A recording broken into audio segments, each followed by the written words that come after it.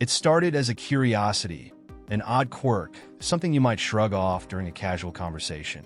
But in the quiet, suffocating isolation of a dead-end suburban street, the smallest oddities have a way of clawing into your mind and refusing to let go. The man who lived next door, Mr. Grayson, was like a shadow that didn't belong. He was always there, not around like a normal neighbor tending to their lawn or fetching the mail, but there, always watching. You'd see him in the kitchen window when you poured your morning coffee, sitting on his porch, motionless, when you stepped outside to get the paper. At midnight, if you looked through your blinds, his silhouette would be backlit by the dim, flickering light of a television that didn't seem to broadcast anything at all.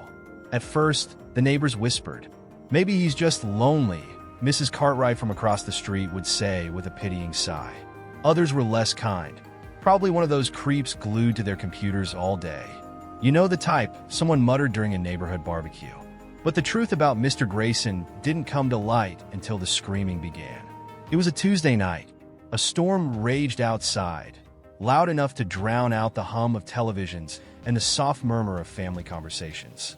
Lightning split the sky, illuminating Grayson's house in a brief, vivid flash. It was then that you noticed something strange. His window was open, rain spilling onto the floor, but he didn't move to shut it. He was sitting perfectly still in the same chair he always sat in, facing the window, his face obscured in shadow.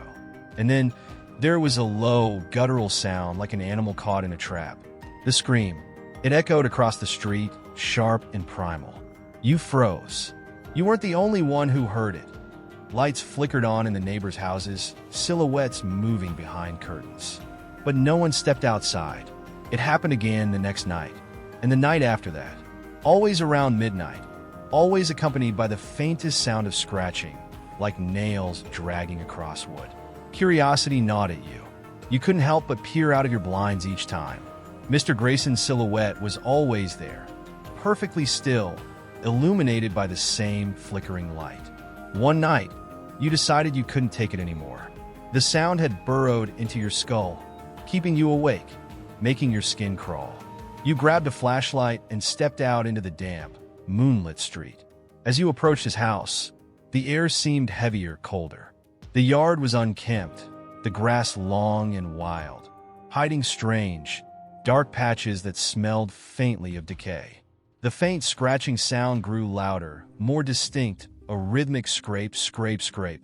You knocked on the door, the sound echoing into the silence. No answer. You knocked again, harder this time. The door creaked open, revealing a hallway that seemed to stretch too far, longer than it should have been.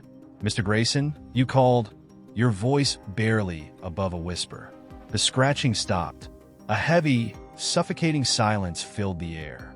You shone your flashlight into the house, revealing walls lined with photographs. But the images were wrong. They were of people, neighbors you recognized, but their faces were distorted, twisted in expressions of terror. Some of the photos seemed to pulse, as if the faces were alive, straining against the frame. And then you noticed it, the figure standing at the end of the hallway. It was Mr. Grayson, or something that looked like him. His head tilted at an unnatural angle, his eyes wide and empty. His mouth stretched into a grin far too large for his face. "You shouldn't be here," he rasped, his voice wet and gurgling, like something drowning. Before you could respond, the flashlight flickered, and everything went dark. Your breath caught in your throat as the darkness swallowed everything. The beam of your flashlight flickered back to life after what felt like an eternity, its weak cone of light trembling along with your shaking hands. But Mr. Grayson, or whatever that thing was gone.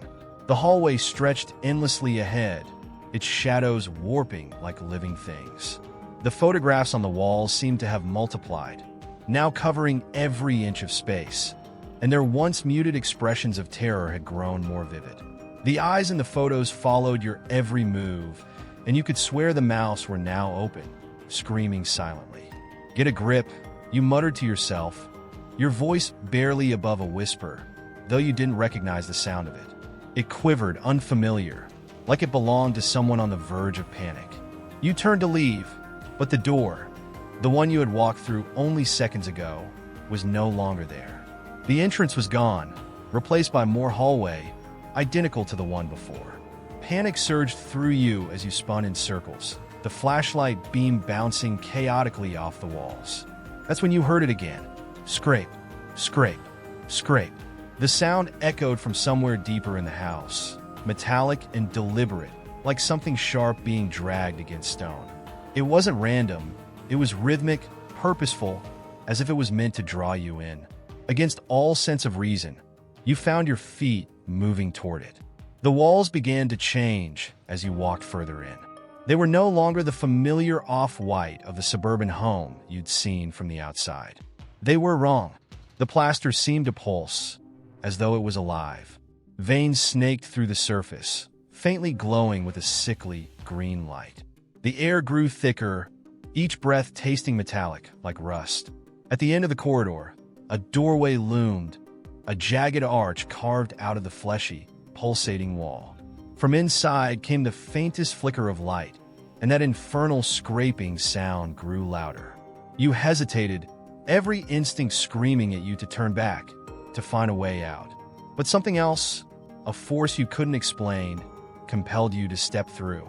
The room was cavernous, impossibly large for a suburban home. The walls were covered in deep scratches, like something with claws had been pacing endlessly. In the center of the room stood a table. No, an altar, carved from dark, oily stone. On it lay something that churned your stomach. A human hand, severed at the wrist, its fingers twitching faintly as though it was still alive. Above the altar hung a mirror, cracked and filthy, but its surface moved like water.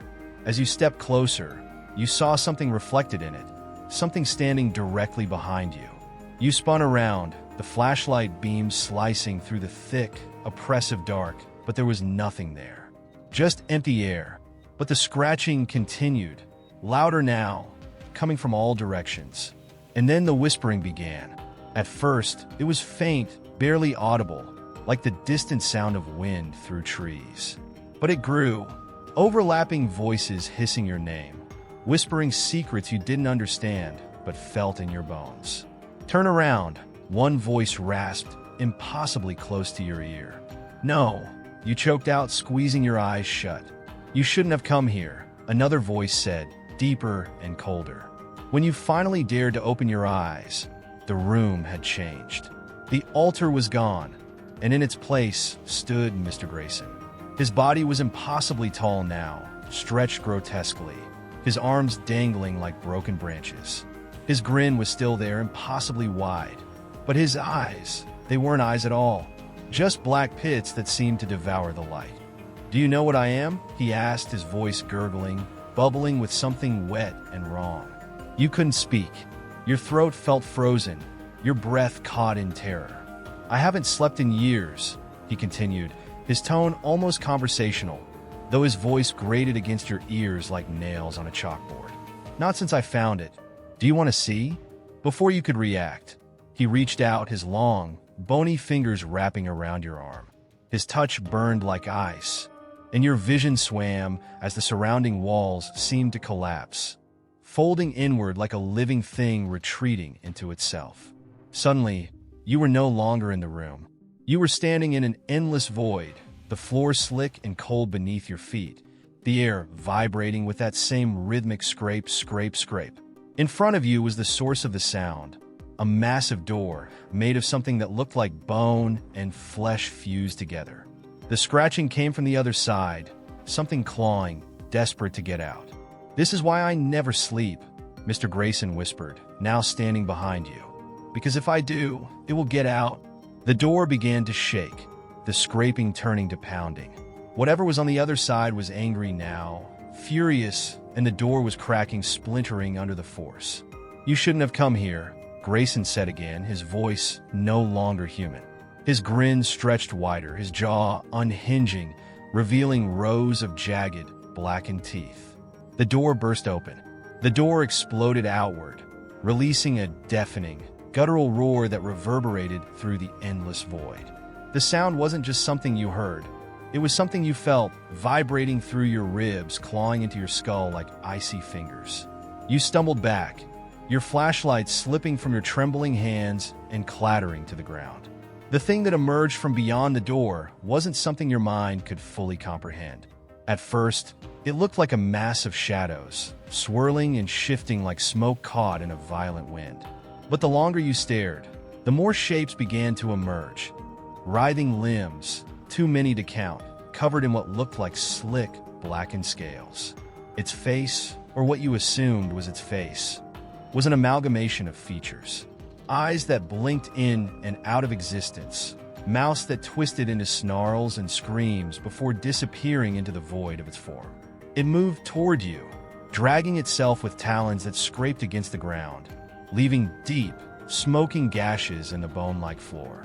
Behind you, Mr. Grayson's laugh echoed, low and guttural, like a broken machine grinding to life. "You shouldn't have come here," he repeated, though now his voice was layered, as if 100 voices were speaking through him at once. The creature lunged, its mass shifting unnaturally, like liquid and flesh combined. You turned to run, but the void seemed infinite, the ground beneath your feet stretching endlessly.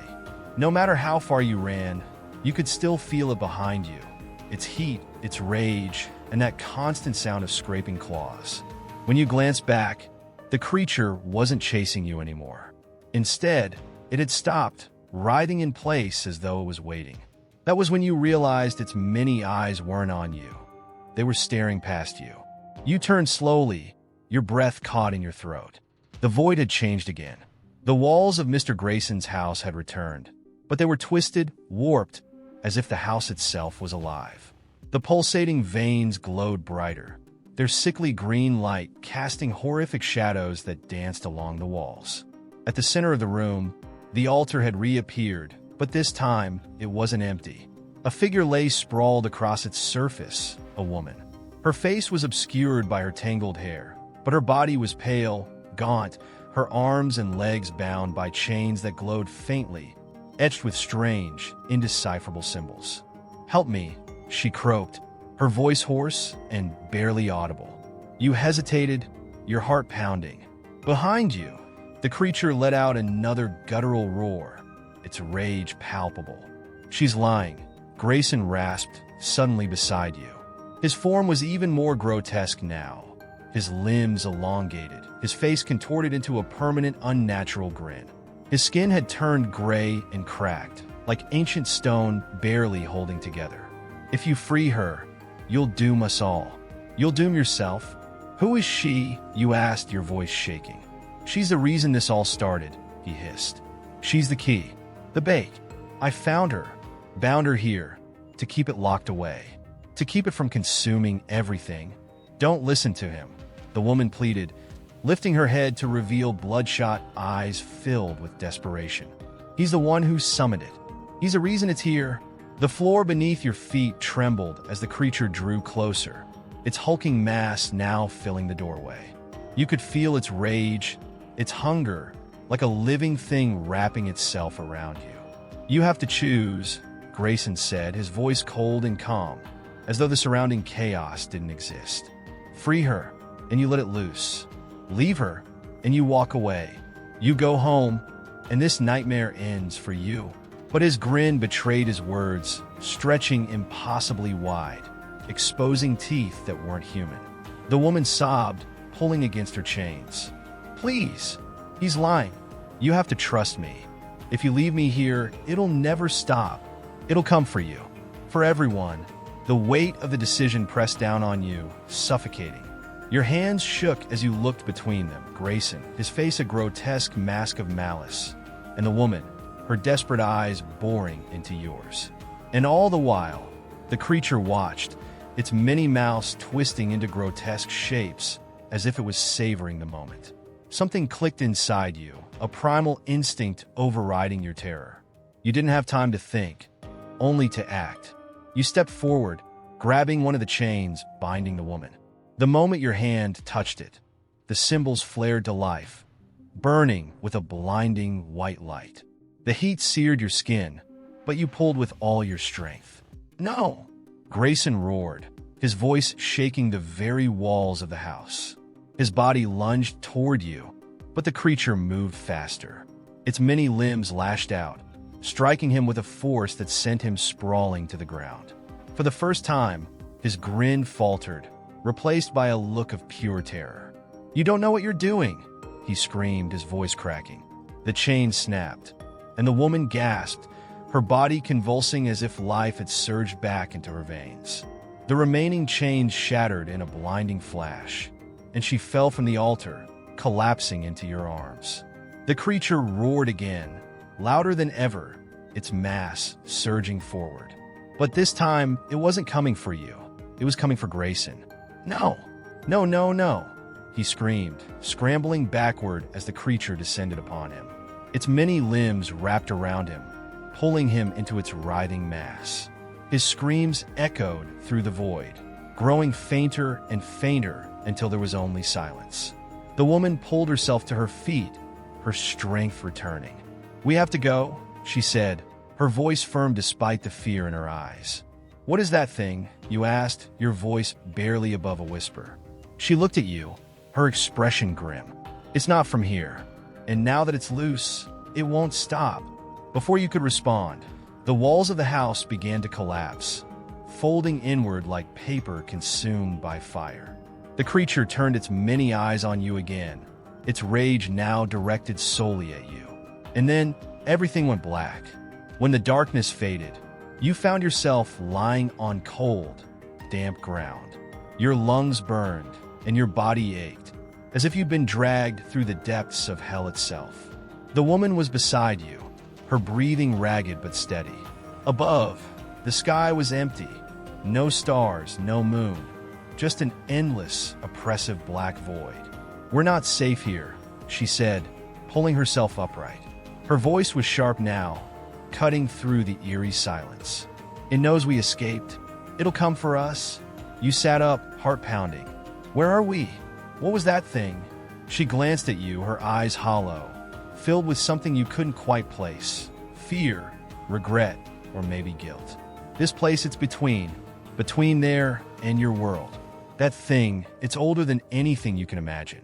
It doesn't belong in your reality. But Grayson," she trailed off, shaking her head. "He brought it through." You tried to process her words, but they felt like fragments of a dream or a nightmare that you couldn't piece together. "Why? Why would he do that?" She hesitated, then gestured for you to follow. "I'll explain, but we need to keep moving. If we stay still, it'll find us." As you stumbled through the endless expanse, the ground beneath you shifted, turning from cold stone to something softer, almost fleshy.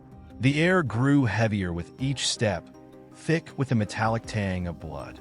The void seemed alive, pulsating faintly, as if you were walking through the belly of some enormous, slumbering beast.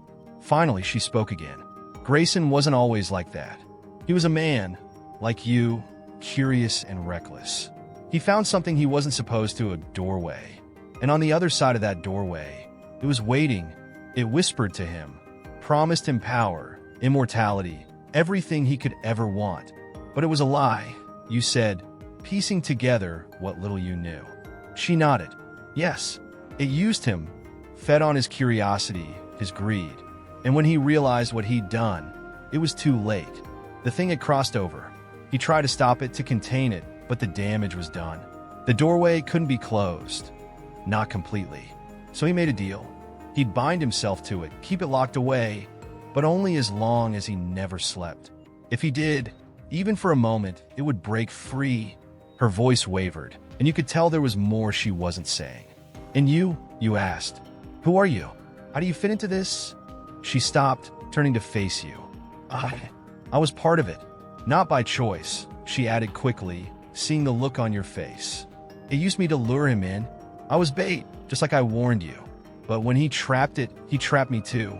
I've been bound to that house, that altar, for decades. Until you set me free." A chill ran through you. "If you were bound to it, doesn't that mean—" "Yes," she interrupted. "Freeing me weakened its chains. That's why it's loose now. But we still have a chance. There's one last way to stop it." Before you could ask what she meant, the ground beneath you shuddered violently. The air grew cold, biting into your skin like knives. "It's here," she whispered. You turned, and there it was, emerging from the void, larger, more terrifying than before. Its mass writhed and twisted, its many limbs stretching impossibly far. Its mouths opened in unison, emitting a sound so loud and piercing that you dropped to your knees, clutching your ears. The woman grabbed your arm, pulling you to your feet. "We have to reach the center." "The center of what?" You shouted over the deafening roar. "The void. This place, it's its heart. If we can destroy it, we can send it back. But you have to trust me." You hesitated for only a moment before nodding. Together, you ran, the creature's massive form bearing down on you.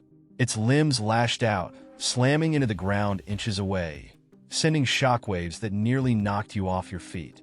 As you ran, the surrounding landscape began to shift, the fleshy ground giving way to jagged stone. In the distance, you saw it, a towering obelisk, black and featureless, pulsing with a faint, otherworldly light.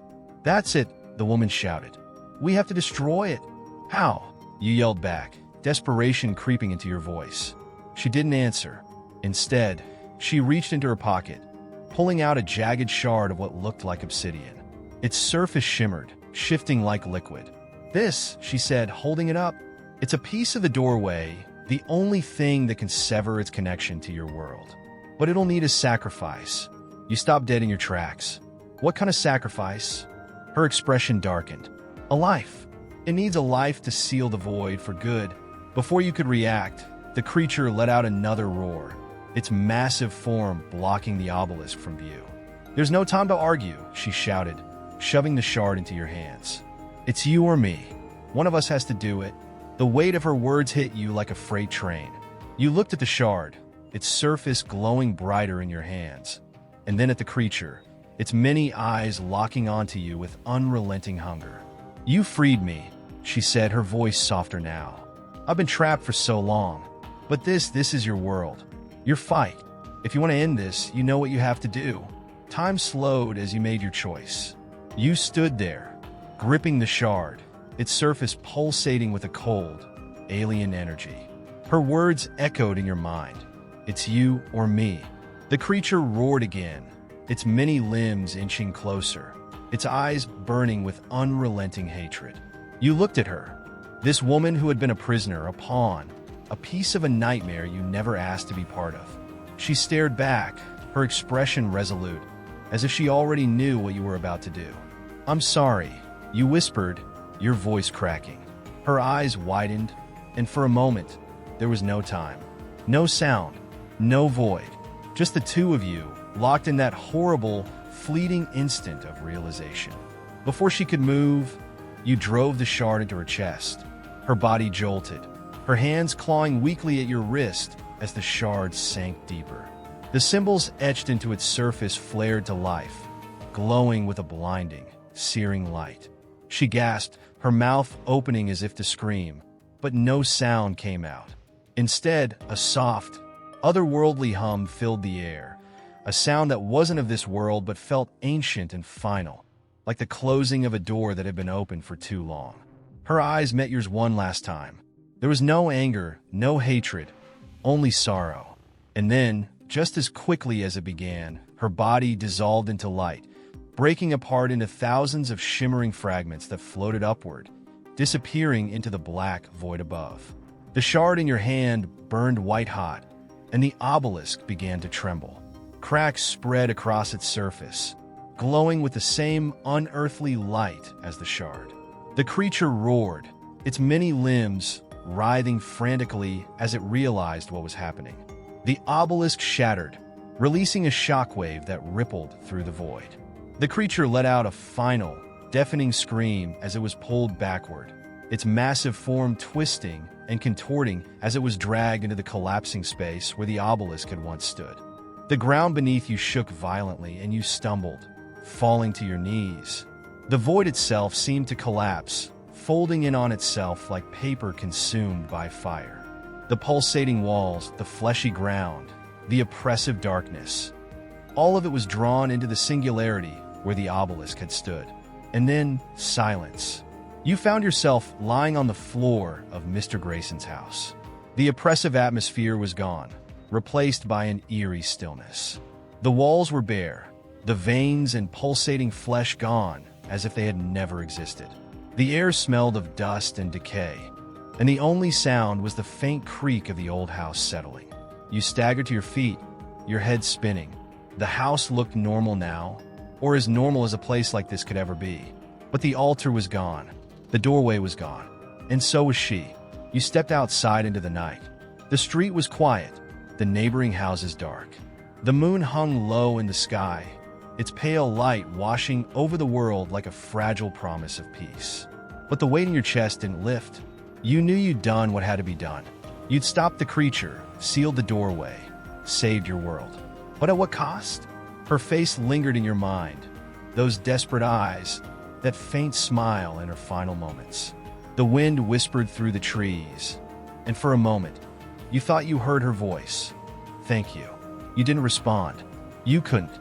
You just turned and walked down the street, away from the house, away from the nightmare that would haunt you for the rest of your life. The world was safe, but you would never be.